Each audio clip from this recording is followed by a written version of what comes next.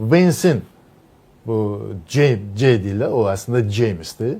James D deyirlər, David, əslində o Donald'dır, yeri gəlmişkən Donald Trump, Donald Davis yazılır. Və Davis yazılır və onun uşağı da ona hətta Donald çağırmışlar. Və belə olan vəziyyətdə Ohio ştatından olan bu keçmiş senator, bugünkü vitse-prezident, həm də senatın rəhbəridir və gəlin biz D. Vance'ə Birləşmiş Ştatların gələcək potensial prezidenti gözü ilə də baxaq.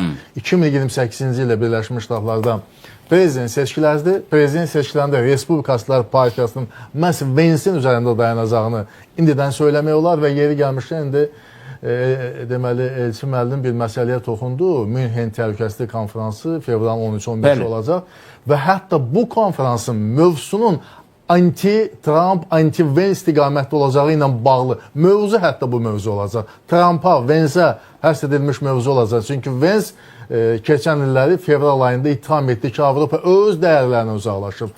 Birləşmiş Ştatların ikinci şəxsi Avropa liderlərinin gözünün içinə baxıb söylədi ki, siz deməli əslində liberal dəyərləri paylaşmırsınız. Faktiki onları avtoritarizmdə ittiham elədi. Və bu nöqteyi nəzərdən qarşıdakı deməli bu Münhen Təhlükəsizlik Konfransının da məhz Amerika ilə toqquşma və həm də indiki hakimiyyətin, ABŞ-dakı hakimiyyətin zəiflədilməsi, onunla bağlı təsir çağların tapılması və sair istiqamətinə gedəcəyini də indidən söyləmək mümkündür.